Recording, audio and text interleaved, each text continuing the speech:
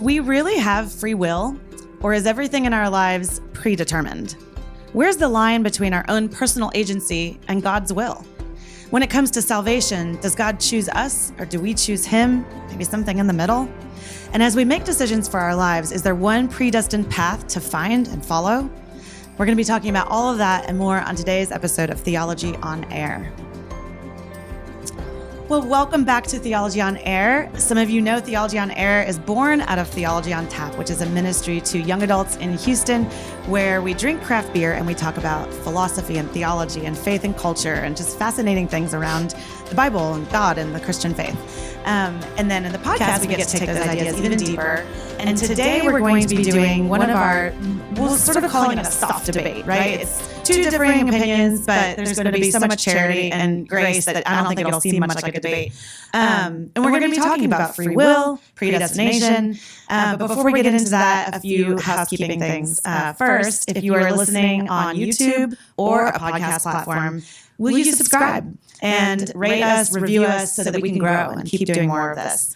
Okay, so I am Sarah Stone. I am the Young Adult Director for the Outreach Young Adult Director at MDPC. There's a lot of Presbyterians and a lot of Memorial Drives happening today. So I'm at Memorial Drive Presbyterian Church. And I'm joined today by two guests. Colin Bagby, right here, is an ordained elder in the United Methodist Church. He serves at, this is another MD, Memorial Drive United Methodist Church, as Associate Pastor of Discipleship and Evangelism. He and his wife Landon live in West Houston and have a sweet dog named Montgomery. And then on this side, I have Ryan Dougan, who is also a young adult director at Christ the King Presbyterian Church. He and his wife, Michaela, have been married for 5 years this month and have two beautiful girls, Evie and Kendall, with one more daughter making her debut later this month. Yep. So those are our guests. Today, we are going to be talking about predestination and free will and where the line is between those two when it comes to salvation, but also just when it comes to life and how we do life. So I'm actually just going to start by having each of you tell me a little bit about yourselves, about your maybe story of faith, and then maybe start us off with where you land on this issue. It's a giant issue, so give us sort of a 30,000 foot something within 5 minutes. Colin, I'm going to ask you if you will start. Sure. What are your thoughts on this? Yeah, so I guess a little bit about me and my background is I grew up and was raised in a United Methodist church, so it's been part of my identity since I was a kid, as long as I could remember, but both my parents were Church of Christ before that. And so they became United Methodist later on in life, and then that was part of my life too. And so I have kind of at least a long history of being in conversation with and being friends with and colleagues with Methodists and Wesleyans in that tradition. And having gone through confirmation and being part of the church even as a kid and in youth group, I didn't really have like a palpable kind of faith experience probably until high school or college, and have that experience of feeling called by Jesus and to be more like him and to tell others about him. And so I went to college in Conway, Arkansas. Hendrix College is a Methodist college, and responded to a call to ministry and went to seminary, and just really have a passion for the sort of ministry that changed my life and spoke into my life. I wasn't particularly popular or cool in school, and played in bands and played music and stuff, and really had a transformative experience meeting other people that followed Jesus that weren't, kind of typical people you'd expect to be kind of church-going folks. And so my kind of goal in my ministry and kind of in my telling others about Jesus is kind of selfish, is to say, someone did that for me in a time in my life that really I needed it and needed to hear the good news about who Jesus is. And so that's kind of the heartbeat of my ministry, is to be that person for somebody else. And so, and you head up, among other things, Alpha at your church, so which that's is part of that for sure. Yeah. So Alpha is something that both Sarah and I do at our churches, and Alpha is you want to talk about Alpha just for a just second? Give a little plug. It's a great ministry. Conversations about faith and about deep questions, and just an invitation to ask those questions. And it's really a place where anything goes and any opinion or perspective comes. And the videos are from a Christian perspective, but it's really to incite conversation and not to kind of impose the Christian worldview necessarily. And just have had some really great conversations with people that aren't Christians, still aren't Christians even after Alpha, and I just have found a lot of value, especially in the culture we find ourselves in now, just the the ability to talk seriously and openly and kindly about the Christian faith. Yeah. So, yeah. Okay, and then on this issue, give us like I don't know. Yeah, where I kind of land on this issue is just, I would say, a traditional Arminian Wesleyan position that Arminius and Wesley weren't exactly the same on free will, but they both affirmed free will not as innate to human nature, but as a gift. We have freed will, as some people put it. It's something that's given by God's grace, and it's the ability to respond to God's call on humanity. And so that's kind of where I land. We spoke before the debate a few weeks ago, and I would have said before, like, clearly and self-avowed that I was an open theist, and I wouldn't say that anymore, but I'm warm to the project of open theism, and we'll talk about that a little bit more, but that it's a project that seeks to be wholly biblical about who God is and how God interacts with humanity. And I think that's how open theism, that project, really started. You look at Greg Boyd or John Sanders, who kind of like the champions of the position, is not to preserve free will for humanity, but to begin to say, how is God depicted in the scriptures, and how do we hold those things in tension about how God responds and speaks with and walks alongside humanity. And I want to take that seriously and preserve God's character. So. Yeah. I mean, this is just such a huge question in Christian circles. It's probably one of the biggest debates that happens, even if it's not a debate, but just a questioning that happens around this idea, because there is some mystery to this, right? And we're not going to land on anything today. In fact, when we had coffee a few weeks ago and talked about this, they kept saying, I agree with you. Oh man, I agree with that. I think that's it. I was like, you guys, this could be a terrible debate if you keep agreeing with each other. But Ryan, have you had a chance to take a deep breath? Okay. So tell us just a little bit about you. How did you meet Jesus? And then this topic, like, how did that become interesting to you? Yeah. So I grew up in a small and quirky town. Do I look at the camera? Is that hello? You can look at me. Okay, I'll look at you. Yeah, but if you want to pull a Biden, every now and then you can just look right in the camera and be like, there is no red or blue. Okay. Sorry. Yeah, I grew up in Branson, Missouri, which some people have heard of, mostly for their grandparents who've probably visited there. That's the same as me in Florida. Your grandparents went there to die. You've probably heard of the city I grew up in. Exactly right. I've been there several times. Have you really? Yeah, I'm from Arkansas. We talked about that. It's like the fanciest thing nearby. So. That's right. Oh, okay. Listen, we have fancy things. Yeah, we had like what? Like a Target or a Barnes and Noble? Yeah, we had a Kmart for a while, which actually became kind of like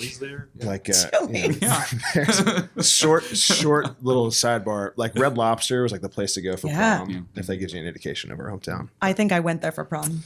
Not the one in Missouri. That would be weird. Continue. So I did grow up in the church. I grew up, though, in a very charismatic, I would call it like a fundamental charismatic church.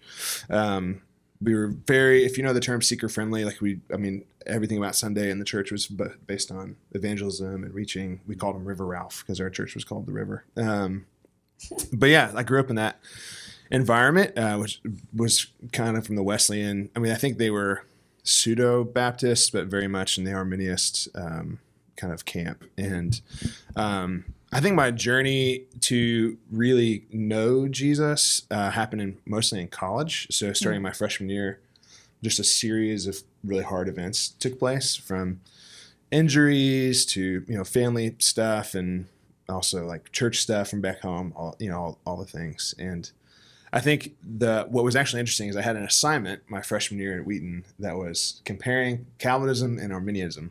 And it was the first time I'd ever actually read anything about Calvin. I had no idea who he was and no idea about the doctrines of grace and all those sorts of things. And so I think in that moment of chaos, we'll get to this later, I'm sure, but sometimes suffering is used as an argument against God's sovereignty or the idea of Calvinism in general, but that actually was what led me to it.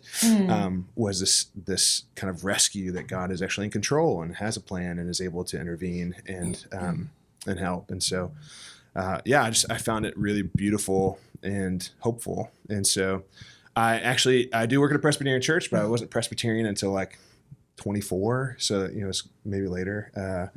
So it took me a while to get there. And anyway, yeah. So I guess the short answer to the question is my freshman year of college, I think I kind of had my come to Jesus moment after a few years of rebellion. And then,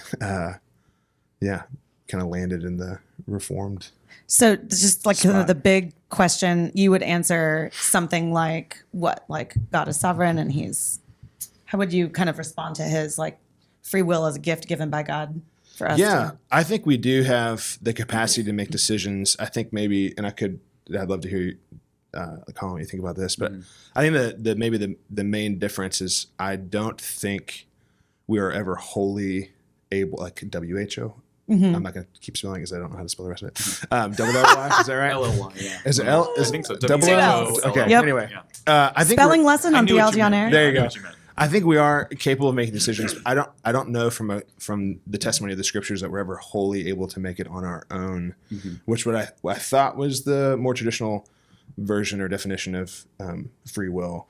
So in other words, I think the scripture is pretty clear that we're either a slave to sin or a slave to righteousness. And so the necessity for God's sovereignty in salvation or in sanctification, our like process of becoming more like Christ, it is in fact a necessity because we're either slaves to sin or slaves to righteousness. And so yeah. So would a simple way to kind of encapsulate that be something like, yeah. No, it was great. So that we have free will, but maybe not completely free. Would you say I think there may be a need to define what we mean by freedom. Yeah. Do you want to give it a stab? Sure. I think I suppose that the like what I perceive as the normal like Western definition, which is I'm free apart from any sort of outside influence to make my own like decisions. I think that kind of idea of freedom, self-determinism is maybe another word to use. I don't think that actually exists because of the scripture, and also anecdotally, I just don't think it's possible. I think at every step we're making decisions based on the culture and the era kind of around us. Okay. Does that make Yeah, sense? and both of you would say that, I think both of you would say that what happened at the fall, which is where Adam and Eve rebelled against God, it's the first time that sin sort of entered into the equation, that maybe that messed with our free will. Would you say that, or would you maybe not say that? That we now, like it's tinged by a rebellious bent? Yeah, I mean, I guess that's the way to put it.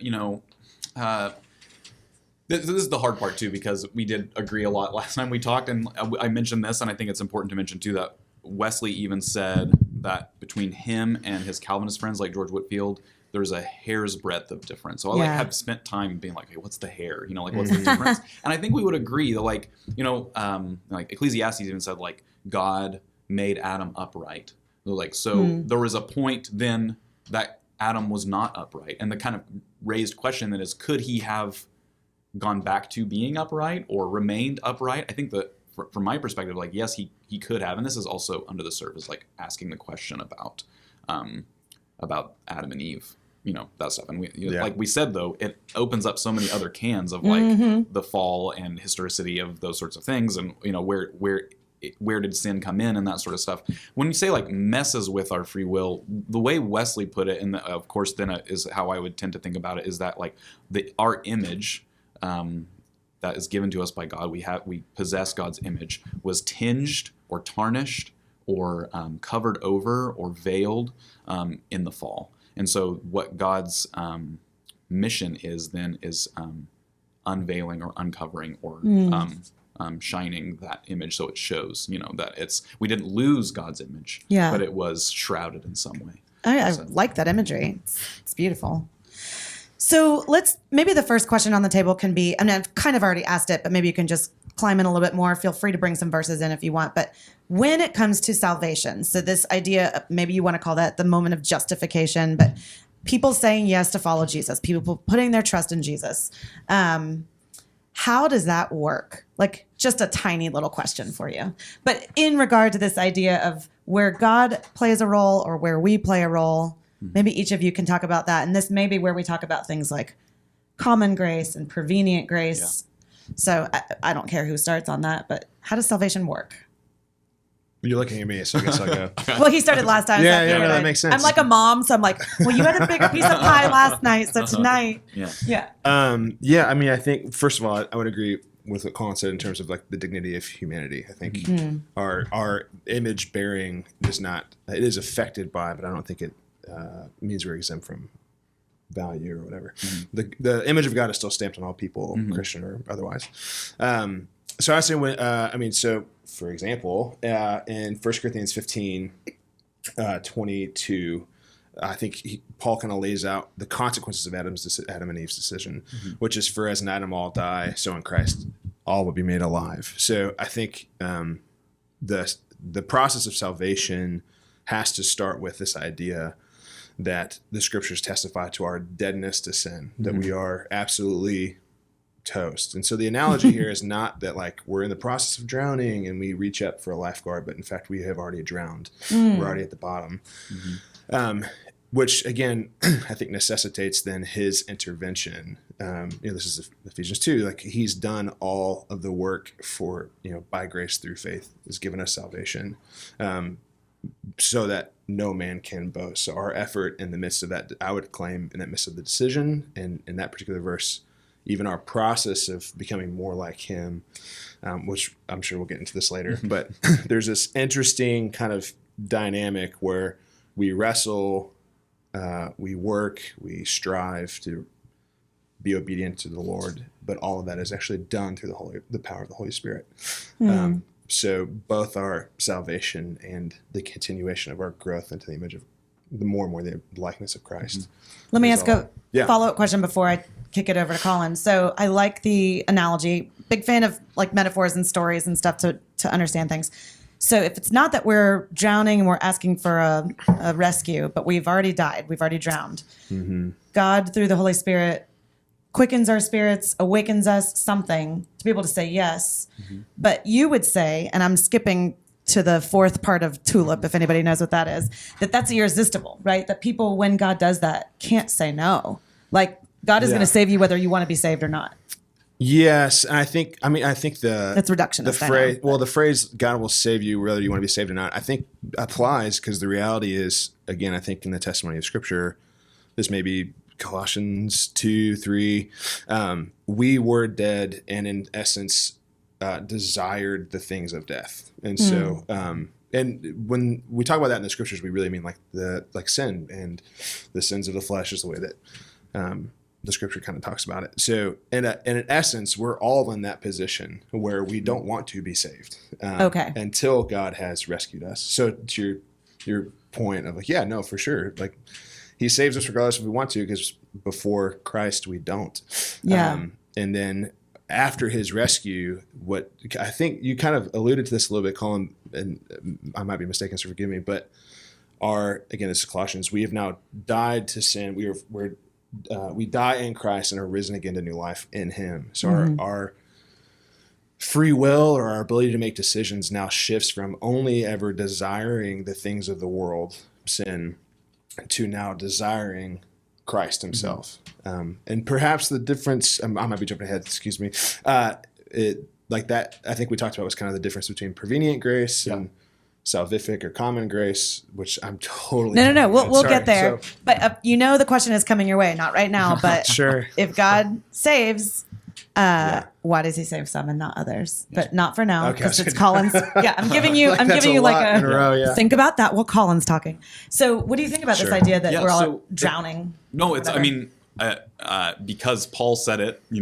I tend to believe the same. Like I'm warm to the idea, and I affirm that we're dead in our sin. And I think the question embedded in your question, to Ryan's perspective of like, well, God saves somebody even if they don't want to be saved, is embedded in that question is, well, you don't want to be saved. Like you don't, you want, like we want what we want, and what we want according to the Scriptures and what the story of Adam and Eve tells us, what the whole biblical history tells us. We're talking about kings earlier. That really tells us we desire our own way. We desire to rule over ourselves. We desire autonomy, and we see over and over again, that's kind of the biblical story of when God reigns in your heart, things go one way, and when you try to reign yourself or reign over others in a particular way, it goes another way. And so I think we agree on that perspective of like the desire. I think you're right to then point to prevenient grace, because I think this is what the hair's breadth is that prevenient grace it's a Wesleyan distinctive, is that God's salvific grace is universal, and it's so that's the scope of it. and its aim is towards salvation. So I wanted to ask, because after our conversation I read, I want to make sure I want to represent you well, is that common grace, is it that it could be potentially salvific, or in some instances it is, in some instances it's not? Because I think that's the difference. Because common grace and prevenient grace are the same in that they're universal. It rains on the wicked and the righteous, or whatever else, however you want to phrase it. But I would say that in potential, that grace, prevenient grace, it's God's beckoning to salvation and not just restraining evil in the world, though it does do that. But that it's out of God's desire to save humanity as a whole. Well, wait, before you clarify common grace. I'm just nodding. Yeah. No, because he asked you a question, but that's my job. No, I'm kidding. So, but prevenient grace, like, give us a sentence description then of what prevenient grace is. Yeah. So it's the way we commonly describe it is it's the grace that goes before. So in the same vein of like, before you know about it or want it or desire it, God is at work in your life salvifically. So that's why we baptize babies in the Methodist Church as a sign of God's prevenient grace. Y'all are both crazy in that way. Yeah. Okay. We share that too. I do not, but I'm just the moderator, so great. Let's baptize it's that babies. God is salvifically at work in every person's life. And so prevenient grace is that God beckons and speaks to and invites and uses people like me and Ryan to proclaim the gospel to people in the state that they're in. So then the obvious question for you, and I know I'm still going back over here for common grace definition, but is if prevenient grace offers that's God's sort of reaching out and giving what's necessary for people to want to be rescued, then why are some rescued and some aren't? Yeah. So this is where I think Ryan and I have something in common, though it's not the same thing, is that we both have a big mystery that we have to grapple with. And yours is, and again, I wanted to be corrected if I'm not representing you well, but yours is you don't know why God elects some and not others. And my mystery that I have to wrestle with is I don't know why some choose to yield to God and others don't.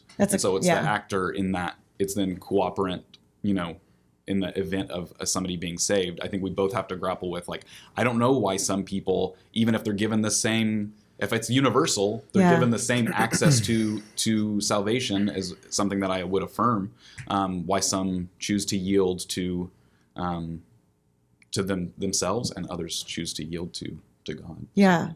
Interesting.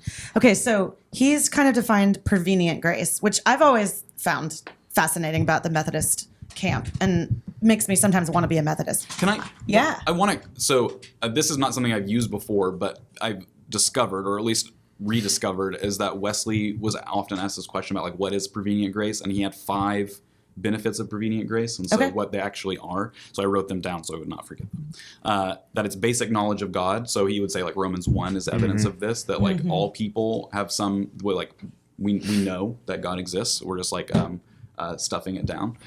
2, that he marks our hearts with the moral law, like that we have a sense of guilt or whatever, and that tied to number 3, which is our conscience, like we have some sort of ability to know in the moment the difference between right and wrong. A measure of freedom, so this is where the centrality of the debate is that in prevenient grace we're given a measure to yield to or orient ourselves toward God, even if it's not salvation, it's like a turning toward. A measure meaning sort of like tipping the scales? Well, I say a measure because it's something that Ryan and I agree on as well, is that I don't believe in total autonomous free will. Like it's not that, and it's not innate to us, it's a gift. And so it's a measure, that is, it's a measure of our ability to turn toward God. Okay. And then 5, a check on human perversity, which is what, so that's Wesley's phrasing. It's not, I'm not going around talking about human perversity necessarily, but it's Wesley's wording, which is the same thing as common grace, which is a check on it. So the world doesn't turn in on it. It's not as bad as it could destructively. So anyway, those 5 qualities is how Wesley typically described it. That's actually really helpful and fascinating. And now you each have a 5-point something. This is great. I'm not sure. Okay, so tell us about common grace, how it's different from prevenient grace. And you've used the term that it's salvific. I never learned it that way. Did I do that? I thought you said that. There's a difference between common and salvific grace. Yeah. There's 2 maybe I heard you saying they were the same, and I was like, I don't remember that. No, I don't remember that. Anyway. Good. Yeah, honestly, I think most of what he described, I'm like, say, you're right there. What you described. Sorry, it's weird with Thanks for mediating. You can look wherever you want, Fred. I don't want to make you I think To what Colin's Oh my described. gosh. Most people are going to listen. They're not going to watch. But if you are just listening, you should know Ryan is going schizophrenic over here. He doesn't know there's 2 cameras. It's a whole thing. It is confusing. Yeah, I think I would agree, honestly, even with Wesleyan's definition of God's common grace, especially in regard to setting limits, if you will, on the depravity of our sin. Yeah. I think when we got coffee, I kind of described it as like, it's what keeps us from tearing each other apart at all times. Yeah.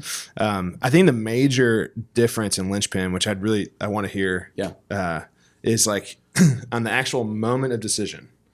Because I do agree, like all people, this is Paul, like no one is without excuse. God has shown himself and his sovereignty, and the sun rises and the sun falls, like from, not from the sky, but sunsets. Like he's revealed himself in creation. So in that sense, no man is without excuse. But I think the question, and maybe the linchpin or hairline or whatever, is at the point of decision, who is initiating, who's making the push for the decision. So it's hard for me, I think, with prevenient grace, and especially that idea that at some level, and again, you'll have to correct me on this because I might have this wrong. I thought the academic definition of free will was, again, that like at some level, the definitive or the final, the ultimate decision is on me to decide one way or the other. And for me, it just doesn't seem, even with kind of some persuasion, that is possible apart from salvation in Christ. So in other words, if Romans 9 is true, which is no one is righteous, no, not one. No one seeks God. I would say all the way up to, the moment of salvation, that is still true. We do not seek after God apart from his intervention in our life. And so it's hard. I guess what's confusing for me or hard for me is I don't know how you take that away from the final moment of decision. Does that make sense? Yeah. Okay. Yeah. Do you want to just go ahead and respond? Yeah. To I mean, sure. It's one of those things where it's like we go like 3/4 of the way, and then at the last quarter, it's like a difference. Is that yes? I think we both agree that God is the initiator. Period. Like, no one seeks after God. I'd agree with that.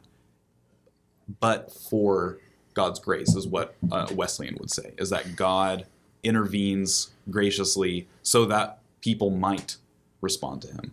And so I think that is the difference, is the scope of God's invitation and God's grace. So it's it's up to a point. It does become our responsibility, our decision. So that doesn't take away that God is the initiator and the actor in salvation, because we still affirm it wouldn't be so if it weren't for God's invitation and God's action. Though I see where it's kind of difficult is that then that's the mystery that Arminians and Wesleyans have to wrestle with, is like, then why does if it's universal and it's God's action, is God failing because he didn't give enough? Is it reliant on us? Like if it's like, well, the determining factor is our preaching and proclamation. It's like, geez, I'm here like pressure recording much. I'm recording a podcast, Don't make a mistake. Out on the street, I saw several people on the sidewalk on the way up here. I could be out there. And so, I mean, I'm comfortable. I've come to a point where I can hold that and be like, yeah, it's kind of difficult. But I do affirm, and this, I mean, one of the questions you asked, so I'm going to jump ahead too, is that I think Wesleyans unfairly get pinned as semi-Pelagian. The difference between big word. So Pelagius and Augustine had this fight about will, about are we autonomous people, and do we choose, and do our actions merit our salvation?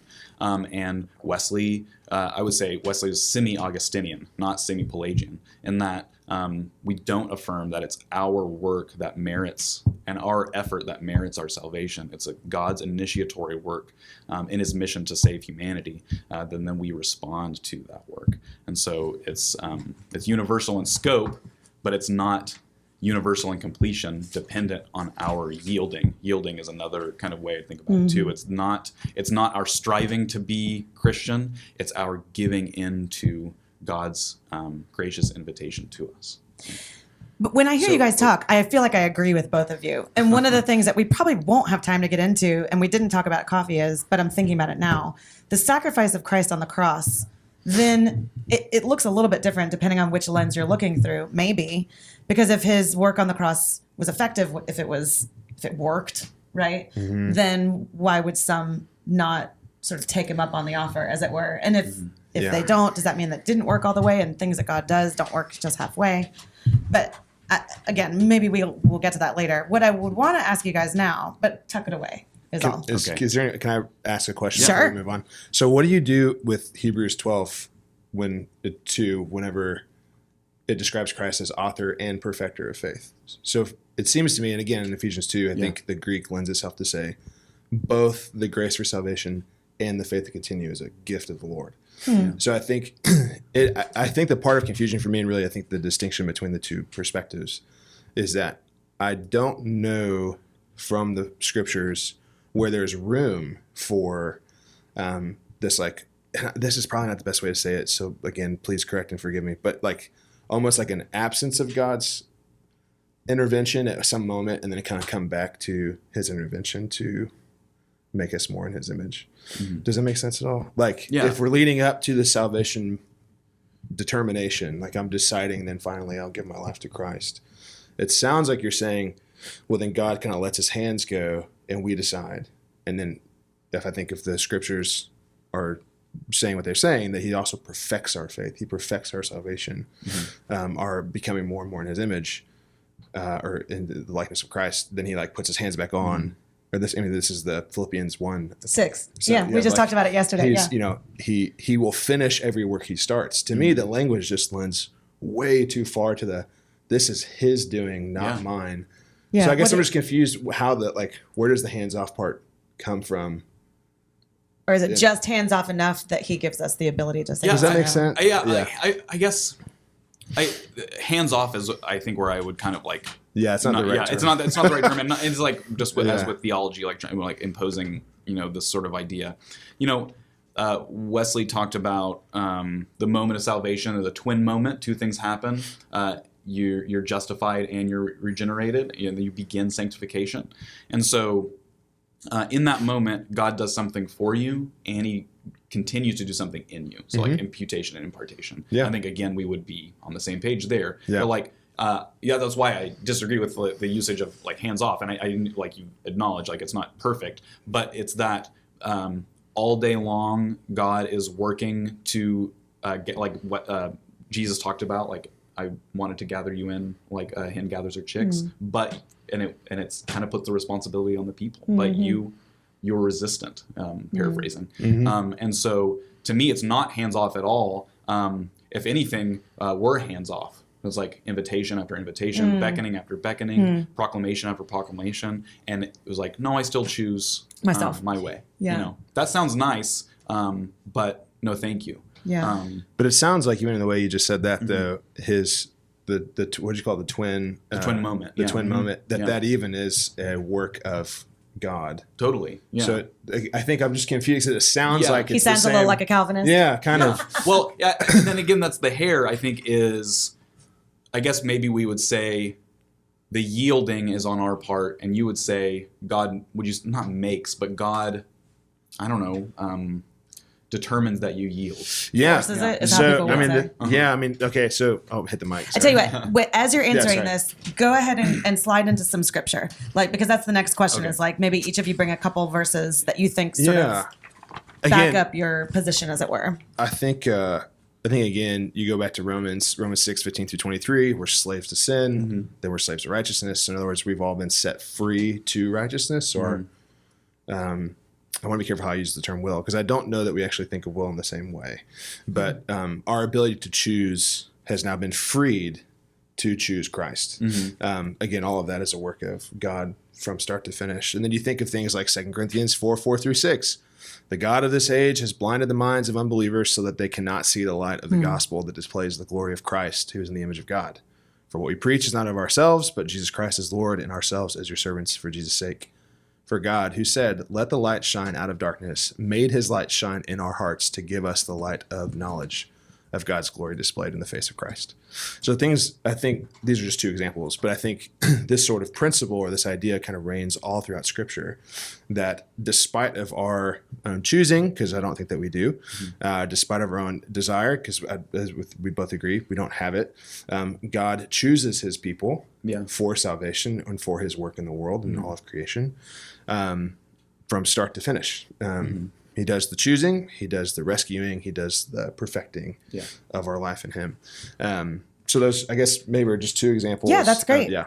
And I'm not letting go of the question of why does he choose some and not others. But I'm giving you one more quick pass because I want to hear that's great. what scripture you would. I mean, there's a few that come to mind. I think I'd like broad brush and say the prophets, like Jeremiah and Ezekiel in particular, present these moments where God kind of says, if you do this, this will happen. If you do this, this will happen. It seems like there's, and this is where, I mean, open theists eat that stuff up. Say like, oh, there's like a potential of there's possibility. Even in Deuteronomy where he's talking about blessings and curses. Yeah, right. And so there's those. I think an image that Wesley used often and I like to use often is in Revelation. Like I come to the door and knock and, open the door. That it seems like that it's cooperant there. That's like Jesus is doing the beckoning and the inviting. And it's like, so open the door. And you're like, there's an alpha video. We were actually talking about this before the whole thing started. Pre-Raphaelite painting of Jesus knocking on the door and there's no doorknob on the outside. And the painter was asked, like, is that a mistake? And they're like, no, the doorknob's on the inside. Because it's the invitation is to open the door from the inside. And so, I mean, that's one I'd point to. I think there's several others, especially Old Testament scriptures that depict God grieved by human decisions, or saying like in Ezekiel, like that didn't even come into my mind that you would do that. And it seems like, which one is that? Let's see. That's a couple times. That's in Numbers too, where he says it would never even enter my mind. He's talking sometimes about sacrifices. Yeah, so like there's Jeremiah and Ezekiel, but Jeremiah says it. Jeremiah 7:31. Full confession. They're cracking their Bibles, y'all. I don't have the whole Bible memorized. No, full disclosure. Bible software pulled up. Yeah, there you go. Sword drill. You can look at the table of contents. No one's watching. They're only listening. That's funny. This is the Numbers Old Testament. Jeremiah 7:31. Thank you. I know where that is. I'm buying you time. It's like when you ask Jeremiah a kid. What? 7:31. Okay, thanks. You got it. I like how I asked for scripture verses and Ryan brought two specific verses, and you were like, basically the whole Old Testament. Well, that's cheating. Well, Colin. no, I think I think I'd say the same thing, I'm but joking. the opposite way. Yeah. I like the Potter is a text that open theists use, but I know also Reformed people use to talk about God's determinative will to make things as they are. So.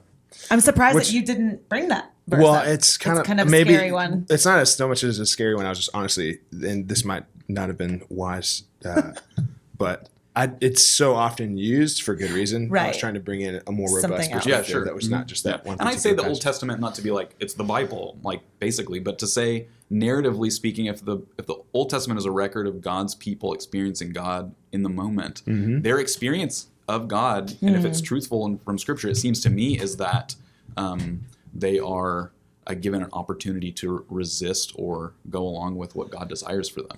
Yeah, and I think what's interesting is what I would also point to the Old Testament as evidence of God's sovereign control. Yeah. I mean, you think of the story of Joseph, it's just all these random encounters that then eventually led to the salvation of the nation of Israel.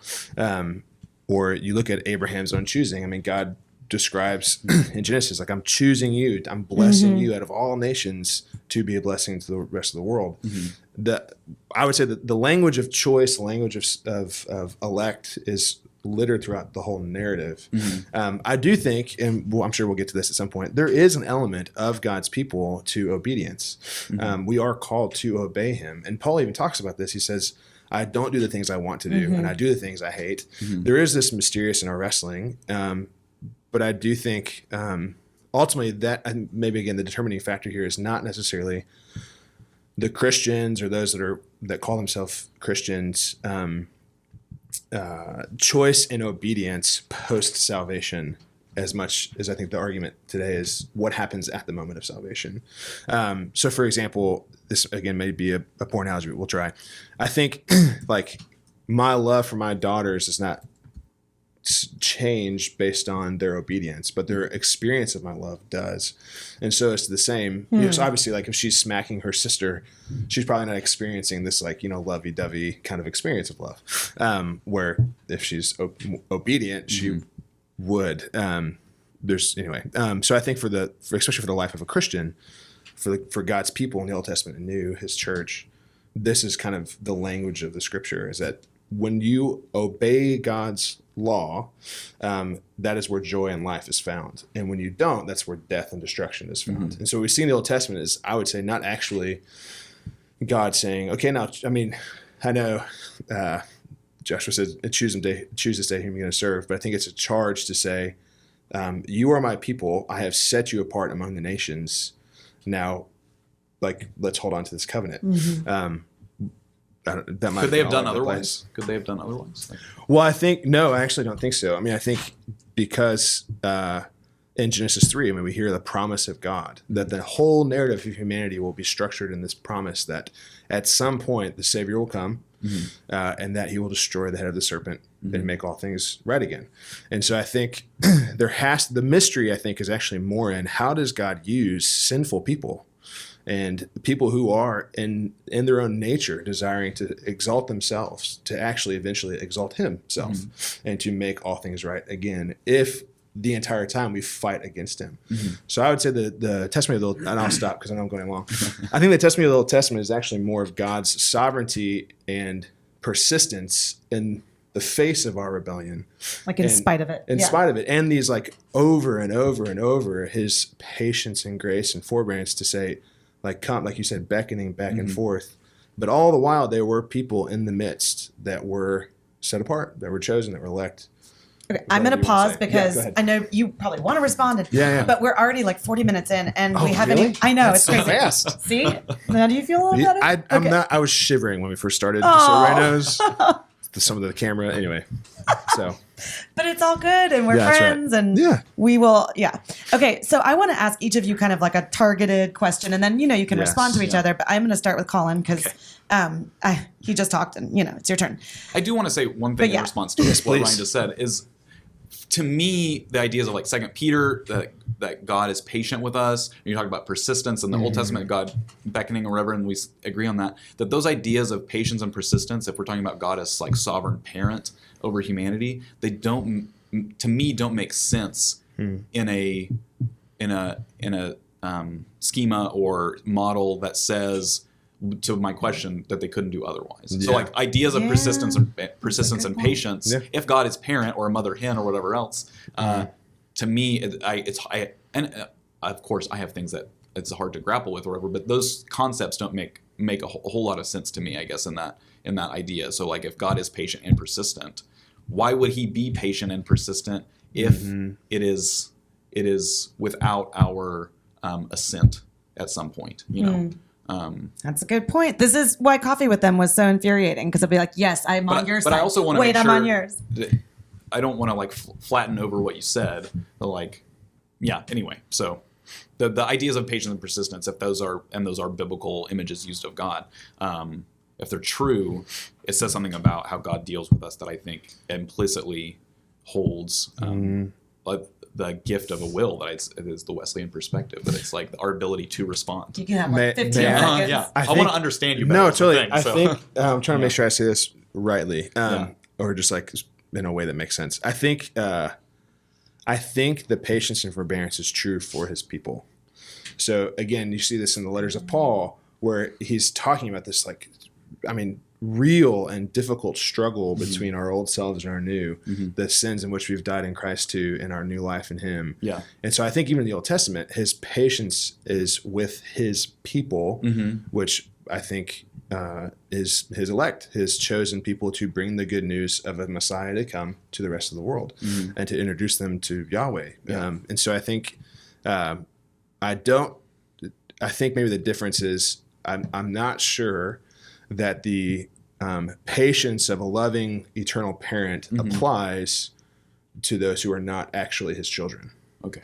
Yeah. Well, that's the distinction then. Okay. I guess I'd say even within, if we assume that it's patience only with his elect, to me, patience implies that they're doing things otherwise than his will, like other than what he wants. So like that'd be my kind of, the point of question I was used to ask as like an abrasive, like pointed open theist was like, does God always get what God wants? And I think you would say yes, that God always gets what he wants, and I would say he doesn't. So. Oh, I want to hear more about that. I know. Oh my gosh. Okay, we might have to do this in 2 parts. Sure. But I do want to ask a couple like kind of hot button questions, but not for the sake of them being hot button, because they're things that people really want to know. I want to know. to Colin, this question goes, if we do actually participate in this salvation moment, then can we lose our salvation? How much do we like kind of own our status as redeemed people? Like how much is on us? Yeah. I mean, the kind of classic text here is like Hebrews 6. It seems to depict somebody losing their salvation, but I feel like I'm just like bullying Sarah in this of like picking on your language. Like lose says like oopsie, like, you know, and I'd say like I lost my keys. Yeah, I'd say like willfully choosing Rebel otherwise. against. Rebellion. Yeah, rebellion is the strong kind of New Testament word for it's not losing. Nobody kind of like stumbles their way out of salvation. No, I appreciate the change of language. I hate when people talk about losing your temper. Sure. Like you made a choice. Right, sure, to give full vent to your anger. So, but I understand the question. And I'd say yes, people can, if we want to use that language, lose their salvation by their willful disobedience or willful, you know, in salvation. I feel like I'm like quoting Wesley way more than the Bible, but just like to drill down onto that particular perspective to say when someone is saved, sin remains but doesn't reign. The implication I think in that is also that sin could reign again. You know, that it remains is I think leaves the outside possibility that you would will for that to reign in your life instead of Christ. Yeah, the answer sounds so. It like makes sense when you say it. And yet my own personal take on it is I know how awful I am and how selfish and bent toward rebellion. And so that scares me a little bit because I think, well, am I following Christ? Like enough? Is it like 6 out of 10? Where is it tipping back into, I mean, it seems very tenuous and like Christians would sort of always be afraid that we're not partnering enough or following him enough. I don't know if you have kind of a response to that, but. Yeah. I mean, that's the kind of common response too is like, well, then then I'm essentially saying logically you get to the point where you say, well, then that means that salvation is dependent upon you. And I know how that sounds and I hear how it sounds because I also want to hold intention like salvation is God's. It's God's work. And so I think that's where the universality of God's grace comes in is like if that's God's work is universally inviting and beckoning, transforming and justifying and sanctifying those who yield, and that's God's work, and that we can in the gifted will that God gave us, what grieves God is that we could choose otherwise. Well, I like the way you said at that time that like if we yield, God's grace is going to be enough to carry that on. And I don't totally agree with this, but I see the logic of it as some people say like, without God we can't. So like John 15, like there's, you can't. Without God we can't, and without us God won't. And I think that's kind of pithy, but I think it captures similar to a Wesleyan perspective of cooperant grace, that like God's invitation and our yielding to the invitation. It sounds almost Lewisian when he talks about a little bit. Okay. Can I respond to that? You can respond, and then you get the hard question that I've already warned you about twice. So I think one thing on the John 15 passage is you do not choose me, but I chose you and appointed you that you should go and bear fruit, and that your fruit should abide. So in other words, I think there's a 2-part thing. You didn't choose me, I chose you. I think that's I'm not sure how to get around that. And secondly, and this is kind of the point maybe later on of why do Calvinists or people who believe in God's sovereignty still care about mission, is that we've been chosen for a purpose. It's to bear fruit. It's to love and to pursue justice, those sorts of things. The other thing I'd say, I think that's difficult with that is when you see like Philippians 2:12, work out your faith with fear and trembling. There's that kind of like emotional, oh no, what do I do? But the reason we do that is because God is the one in you working and in you willing. So we work out with fear and trembling. There's this conviction of our own sin even after we've become one of his beloved. But we do so with a confidence because we know that he is in fact actually working in and through us, which I think kind of ruins this idea that if God has chosen you or if God has rescued you from sin, the bowels of sin, that you can somehow be unrescued. I don't see how the scriptures, when all of its language of God will start, he will finish, his promises will endure, how that's possible. Okay, so he starts and finishes in some people. Yes. Here we go. Yeah. Why then, well, not just why would he choose some and not others? Because I think I know your answer to that because I come from the Reformed tradition too. But the bigger question is, isn't that cruel or unfair that God would actually create people knowing, because he knows everything, that they are not chosen and that they'll suffer forever? If we believe in a traditional hell, which is a whole other podcast I can point you guys to. I listened to it. It's great. Yeah, it was really good, actually, I thought. So, yeah. Is God mean? No, I don't think God is mean. I think I'm trying to find all of my notes here so I can say everything well. Preordained it's in the written, section where yes. it says to Ryan. Yeah, well, yeah, If we don't participate with God in salvation. Yeah. So I think a couple of things. One, there is for sure. I mean, this is where I would go to Romans 9. I mean, the Bible is very helpful in that it gives us an explicit, I would say, absolutely a pastoral response, which is to say a kind and gracious response to this question, which is ultimately God is in control. He's the Lord of all creation. And in his sovereign choice, there are some that are vessels of wrath and vessels of grace. The thing, I suppose, to be frank, this is a struggle for me. I have friends, I have family, I have people that I love dearly that don't know Jesus. And so this is not, I want to be clear, this is not some flippant 30,000 foot response, but one that's actually very personal. I think what I would say is I don't know how to solve the puzzle of why it is that God chooses some and doesn't choose others. I submit myself to the testimony of the scriptures, and if you go read Romans 9, it's very explicit. But I know what it can't be, which is a lack of justice or a lack of love or a lack of mercy. And I think you see that most poignantly in the life of Christ himself. I think, so maybe to back up a little bit too, I think we have to be aware of some of the cultural influences in our own kind of like pains in that particular question. We live and swim in the waters and breathe the air of like individualism and like my own autonomy is what is absolutely best. And so I think that does influence the way we think about this, which kind of so that lands itself in the place of this must be unfair because I must be good because I make good decisions at times, when the scripture does not talk about us in that way. The scripture talks about us very much so that we are all rebellious. In Adam, all have died. No one is good. No one pursues God. Not a single one.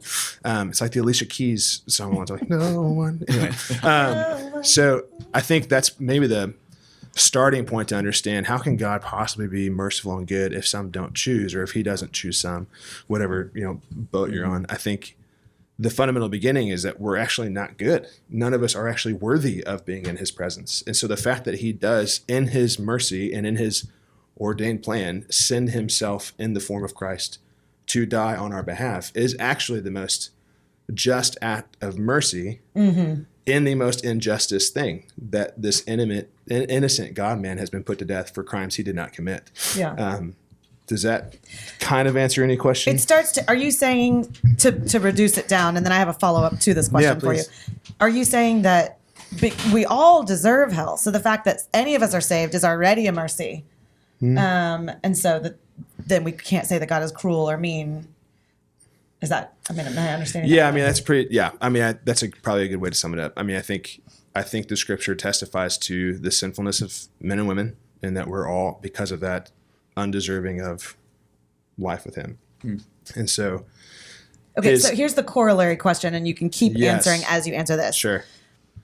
Are all unbelievers able to respond to the gospel when they hear it? Well, yes, because we're all unbelievers before we hear it, and we're all unbelievers before we accept it. So in some sense, unbelievers can accept. John 3:16 is real. Whoever believes will have eternal life. I think that may not be actually the question you're asking, though, is it? Maybe I didn't phrase the question right. You know the question I'm asking, don't you? Can anyone say? And again, I think this goes back to our desires. I think without the intervention of God, my desire is for my own self-exaltation. Yeah. And what's really hard about this, which you agree with, which is really sticky about this, is that means you have to be in a place where you recognize that every decision is actually somehow purposed towards my own good. Yeah.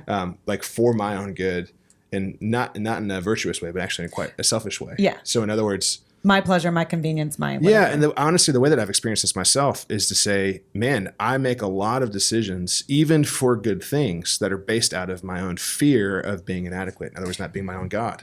Yeah. I make a lot of decisions out of my fear of what people may think. In other words, I want people to think that I'm good and holy and set apart or whatever. I don't know if that, yeah. It does make Is that sense. helpful at all? I have follow-up questions, but I'm also aware of the time, and we have so many questions left. So I almost wonder if we can maybe do some kind of rapid fire here.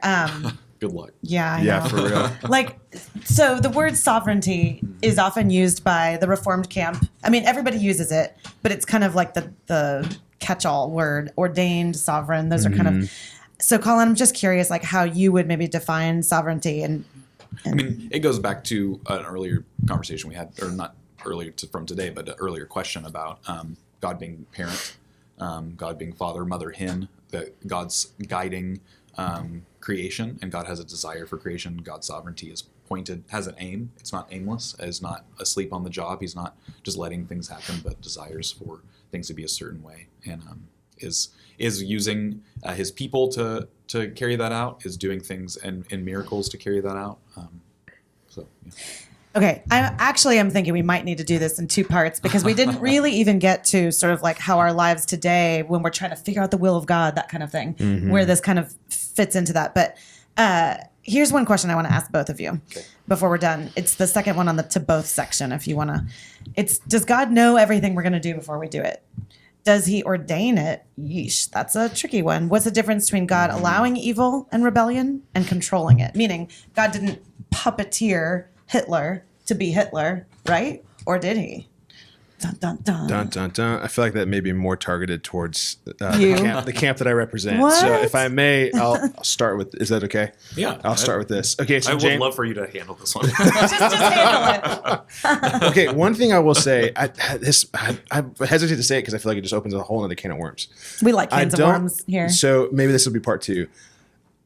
It seems to me that getting rid of this idea that God has elected or chosen people somehow resolves the issue that he is holy and sovereign, above all, in control of all things, and that people are responsible for their sins, and that some die eternally and some don't. So I think there's that issue. The scriptures testify to all those things as being true. So I don't know that getting rid of this idea that God actually has chosen his people rids you of that. Problem, yeah. Which rids you of the problem. I think maybe our discussion is more of how do we live within that problem, or that tension. So anyway, maybe that was a bad bomb. No, I'm sorry. I think that's great. I think you're nailing it. Yeah. Okay, so James 1:13 and 14 says this: let no one say when he is tempted, I am being tempted by God, for God cannot be tempted with evil, and he himself tempts no one.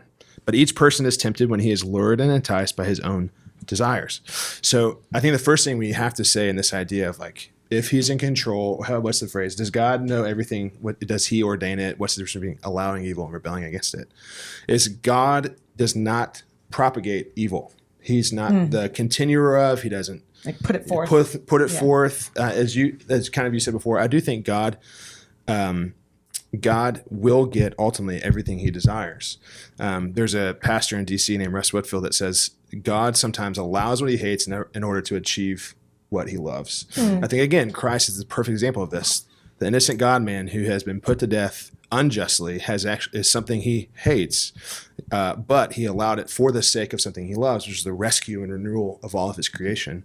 The other thing I'd say too, to this point is, I wrote this down. God does allow evil, but does so in his sovereignty towards the good of his people ultimately, that's Romans 8, and in such a way that accomplishes his just and good plan. The examples of this are Genesis 50:20. So this, again, the story of Joseph. What you meant for evil, God meant for good. Yeah. We have to be able to take that passage at face value, that in some way, and again, I will fully admit it's a mystery, but in some way, the foundation for our hope in the evil things is that God actually will achieve what he hopes to accomplish, which is utterly just, right, merciful, loving, and all of this, all the characteristics in which the Bible describes him. Yeah. I think that's a very lovely answer to this question, actually. Do you want to piggyback on any of that? It'd be too long. Okay. But I want to hear. Yeah, no. I mean, like that the Joseph story is a kind of classic example of that. I think where like, yeah, I want to take it at face value too. Again, it goes back to, and what would necessitate a part two probably is that like, yeah, I would affirm that like God in some ultimate way gets like in the culmination of his plan gets everything he wants. But it seems to me that there's biblical evidence and I would say like, Christian historical and experiential evidence that God doesn't get everything he wants all the time. And so and it seems to me that there's tension then even in the text about like, well, on one hand he accomplishes all that he desires, on the other hand from a Wesleyan perspective, God through Jesus wants to accomplish salvation of all people, and not all of people's salvation is accomplished. And so I will say, when I think about sort of the most abhorrent examples of evil, maybe like human trafficking or children dying of bone cancer or something. My response to this idea that God is using that suffering for his good, it doesn't like, this is where like maybe I have just a little bit of an Arminian in me, because it's not a satisfying answer that God is going to just, how is he going to use that? Because that suffering is still... Can I respond to that? I think, so, and maybe if we do have a part two, maybe we can get into more of the details of this. I mean, not to that extent, but have experienced some of those like super dark tragedies. And the question still, I personally don't, and I don't think many of my contemporaries in the Calvinist world would say, yes, in the moment of suffering, the best thing to do is to say, hey, God's going to use this someday for something good. I think actually being able to see that is an incredible mercy, and most of the time we don't. I think what I'm trying to argue for is, according to the testimony of Scripture, which is I think what we have to go on. Sure. He has promised that somehow he will make all things right.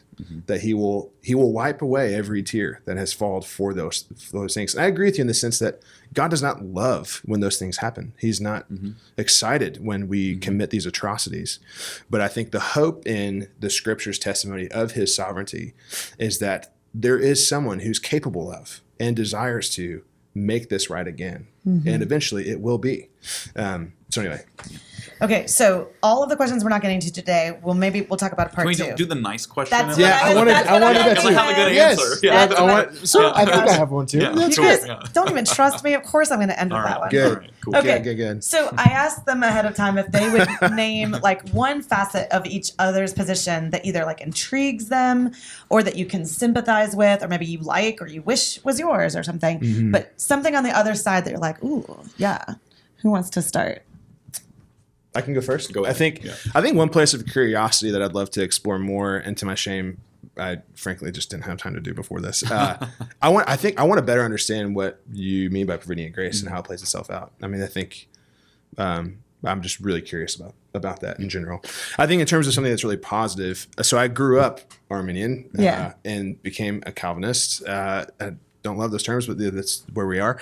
I think the folly of someone in the Reformed camp is that we become complacent and we think, oh, God's in control. I mustn't do anything. He'll be fine. Things will be fine. So I really do, in a lot of ways, envy the vigor and the enthusiasm, urgency. Urgency. Yeah, because it is. I mean, again, the Scripture doesn't allow us not to be urgent. We don't know the time that the Son of Man will return. And I think a lot of times people in my camp, again, this is anecdotal, but I think a lot of times people in my camp can get caught with sitting on their hands and not doing a whole lot. And so, I really envy and appreciate the missional movement and the enthusiasm and the eagerness to go and do that. And I wish we embodied that more. Yeah. That's good. All right, Colin. Mine is that, so the Wesleyan traditions and the tradition you grew up in are commonly called like holiness traditions. I'm talking about like social holiness, meaning like how we together grow in the likeness of Christ, and how we be more holy. And that was Wesley's kind of catchword all the time, was like being more holy and trying to embrace God's work of making us more holy and sanctifying us.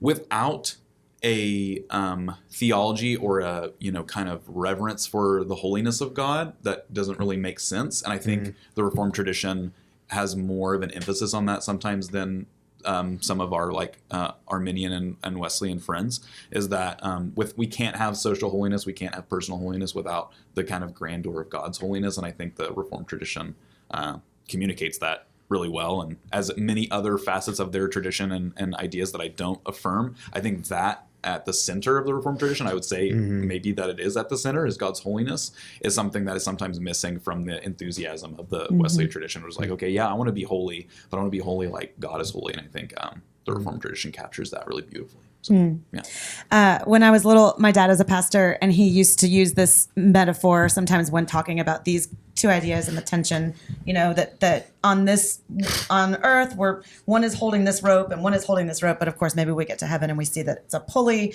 and they're the same rope, and then as one gets pulled, that there's more tension created. And so I am looking forward to one day when we are all in heaven looking at the pulley and getting it. I can't wait, because each of you has talked about the mystery. There is some tension. There is some mystery. There is a small space, the hair's breadth, where you just don't quite know how to reconcile a couple of different thoughts. So just want to recognize that this is it's a mysterious thing that we may not ever fully get, but we can have fun talking about it. So, okay, if people want to harass you guys or ask more questions, where can they find you? Ryan, where can people find you? Yeah, my email is ryan.dougan, Dougan, at christtheking.com. I am always down for board games, sports. Dude, I love board games. I We do need to too. play some board Catan? games. Dude, I'm going there tonight. You should come. You have just played Matchmaker, Sarah. This I is love board amazing. games. Dude, Yeah. we got Same. I have sidebar. We just moved to our new house. The one giant eyesore is I have 2 huge Tupperwares of board games that we have nowhere to put. And You so, need a board game closet like we have. yeah, we just don't. Anyway, it's not built. I didn't build one. Anyway, so yeah, email me. I would love to grab coffee, whatever. That'd be great. May I add one thing though before we leave? Yeah. You may God is sovereign and Colin's wrong. No, I'm kidding. not, Longest episode. not at all. You might, Colin, you have to forgive me if you didn't want this. It actually was Colin's birthday yesterday. Yes. Camera. Happy So- birthday. We can say. No, we're not going to. So Facebook, give him some love, or wherever you're listening to this. Of course, this is going to air a month from now. Maybe. That's great. Okay, his birthday was on June 1st. June 1st. So anyway. When's your birthday, Ryan? Oh, no, that's fine. We don't need to do that. Okay. All right, Colin, where can people find you? Same. My email is colinbagby@mdumc.org, and would love to talk theology and stuff like that. Would love to do that. And then just on Facebook, you can search my name there. It might be Colin T Bagby on there. And then my Twitter handle is BagbyCT, same as my Instagram handle. If you want to look at pictures of my dog or my wife or whatever else weird. I post. On Okay. Yeah. And if you want to know more You about made it weird, Sarah. I say that wasn't there until you said it. look at pictures of my wife, I don't know. Okay. You can find us at houstontot.com. And if this episode airs in time, June 8th is our next event here in Houston. If you want to come, we're going to be talking about spiritual things, mysticism and the Enneagram and contemplative prayer and all kinds of mysterious things. And until we talk again, I encourage you as always to question freely, think deeply, and disagree as needed.